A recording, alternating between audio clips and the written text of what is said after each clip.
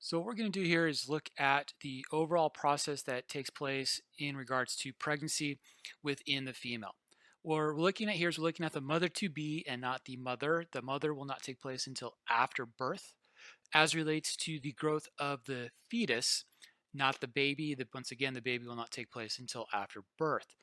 We're going to be looking at the process in terms of the formation of the placenta, the role that the placenta will have in terms of overall maturation of the fetus, and then the uh, physiological and anatomical changes that take place during pregnancy for the mother to be. So what we're looking at here is we're looking at the process of implantation, and the process of implantation is going to take place during the formation of the embryo, and it's going to take place within specific locations within the uterus itself. The process that's going to take place is going to be due to hormonal regulatory processes that are going to ensure that the endometrium stays intact following the ovulation of the ova, as well as upregulation of receptors to ensure that we have the correct location of implantation taking place. So the whole entire process is going to take place beginning with the normal menstrual cycle, in which we're going to have signals from estrogen and progesterone that are going to allow for a hypertrophication and hyperplasia of the endometrium, as well as a large amount of angiogenesis taking place. This is going to include a large amount of angiogenesis around the glandular tissue, which is going to be very important because that's the area that we're going to have the largest amount of blood flow through the endometrium, which is going to be necessary for the formation of the placenta. Now, what happens when we get fertilization is we get signals coming from the developing embryo that is going to upregulate distinct receptors on the endometrium. These include the MUC1, the pinopoidal receptor, the L-selectin ligands, as well as on the trophoblast itself, L-selectin receptor modules. What these adherent modules do is that they ensure that we have an area of location and an area that we can bind onto so that we get proper location of implantation taking place within the uterus. This area is going to take place within the fundic area of the uterus itself, where the MUC1 receptors are going to be sending out chemoattractant signals that will allow for the L-selectin receptors on the trophoblast, the L-selectin ligands, and the pinopoidal receptors to allow for anchoring of the embryo into the endometrium of the uterus.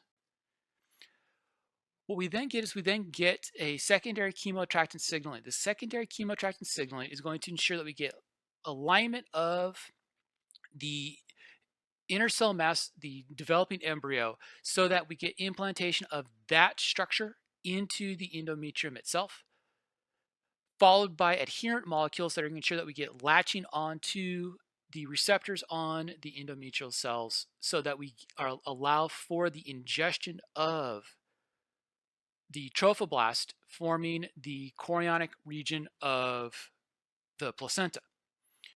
And so if we look at it in terms of overall activation leading to implantation, we get this flow of stages going on. We'll take a look at here in a second in terms of an animation of the process.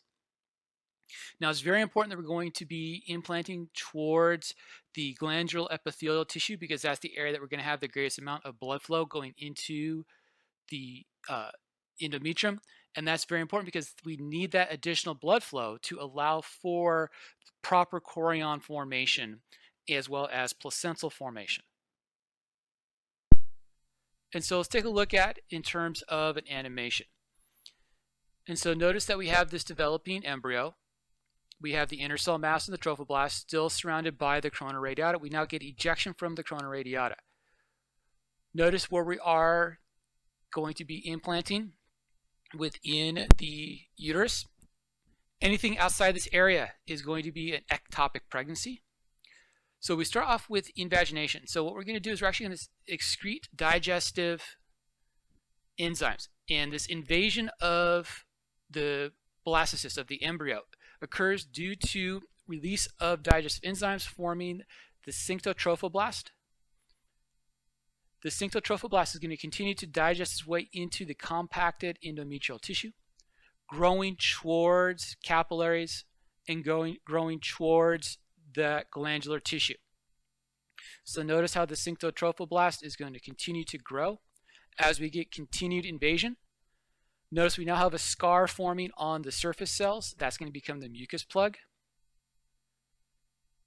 Notice the time frame that we're sitting at as we start to form the initial placenta within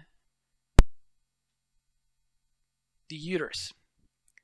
We have now formed the embryonic disc, and we're going to start to form the chorions of the placenta as we go through here. So we're going to continue to have growth and elaboration within the embryo, but more importantly, we're going to start to have movement of blood from the mother-to-be's blood vessels in the endometrium into this chorionic area. This is going to form the chorionic villi areas within the placenta.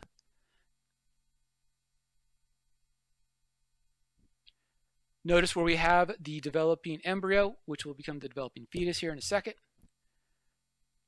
Notice we have our embryonic bilayer. That embryonic bilayer will go ahead and form into the trilayer of dermal layers, which will give rise to all of the tissues of the body.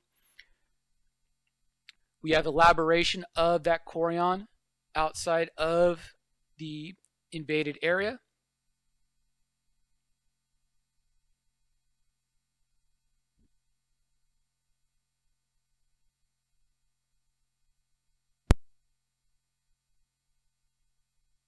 Notice the time frame here.